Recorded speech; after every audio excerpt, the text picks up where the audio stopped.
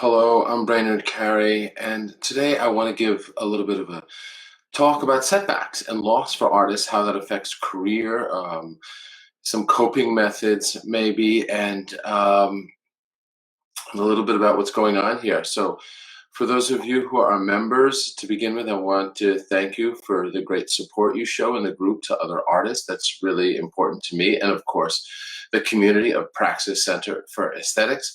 So I just want to thank you for that. And today's talk is on loss and setbacks because we all have them, right? And they come in all kinds of forms. Setbacks for artists can be the death of a loved one, family member, friend. Setbacks can be in the form of an injury or other kind of medical situation. And these have a number of effects, of course, on our art and our practice. The most profound effect, of course, is that it can stop you from making art. And of course, the more insidious effect is that it makes you feel that you're no longer on the track or losing time somehow. And this can come in traumatic forms. It can come in kind of long-term change of life forms. One of those is, of course, having a kid. Having a child for a lot of artists is something that slows them down. And while children, 18 years may seem like a long time, traditionally there are artists whose career has slowed down when they've had a child and continued to resume when the child was in high school or out of high school. So there's that kind of thing, right? That just requires patience with yourself, patience with time.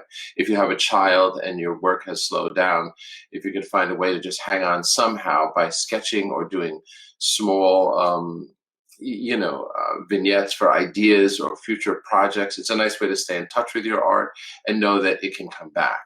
Then there's loss, right? The loss of a parent or a friend.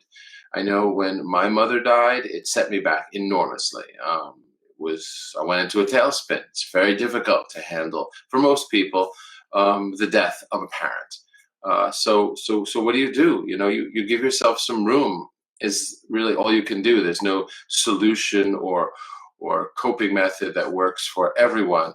But loss of a parent, loss of a loved one, loss of a close friend will strongly impact your art. And rather thinking that it's time to throw in the towel or do something else or not make art for a long time, it's okay to just take breathing room, right? We all need it, and getting over a loss of death of someone is certainly something we need a lot of time for. So coping methods, I would suggest just give yourself time. It takes a lot of time, and you never really get over something like the loss of a parent, of course, right? It's always painful. There'll always be reminders and difficult times, but giving yourself the space to breathe, to mourn, and know that you will come back to your art practice. That's the part of what heals. It doesn't have to be something you do during the morning, but give yourself that space. And then there's one other kind of setback, which is an injury. And injuries are something that, of course, are difficult in another way. It's not like a loss, right? And it's not like a long-term commitment, like having a child or different work or something. But an injury is something that's frustrating because if your leg is injured, if you've broken arm or something, you literally can't work as well, right? It becomes very difficult. So either like with mourning, give yourself a break or find another way to create with that injury.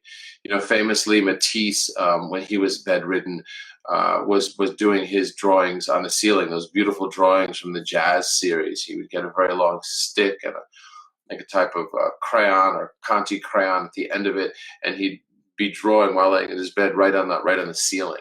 So that's kind of beautiful way to think also of how to get around an injury. Is there another way you can work while you have that injury?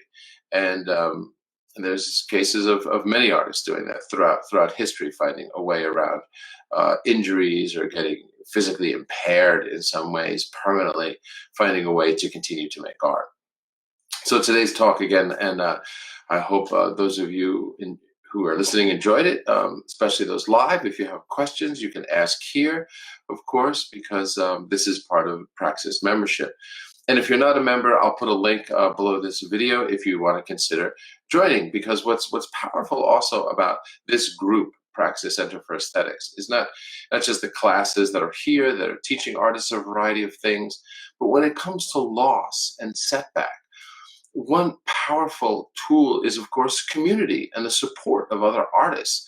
You know, there's my tips here, and which may or may not be valuable for some of you at this moment, but a community of artists, when you're feeling doubtful or having a setback of one of the kind that I've talked about, whether it's long-term loss or an injury or death in the family, something like that, a group of supportive friends means the world, is comforting in a way that a how-to book or a lecture isn't. So so if you're not a member and you want to be part of this group, that's also what the group Praxis Center for Aesthetics offers, I believe, is this kind of support of everyone. So so again, for the members, feel free to ask any questions about this, and of course I'm here to support these kind of things, as are other members in the group. And for those of you who are watching this video as a preview and not a member, you can do so using the link below.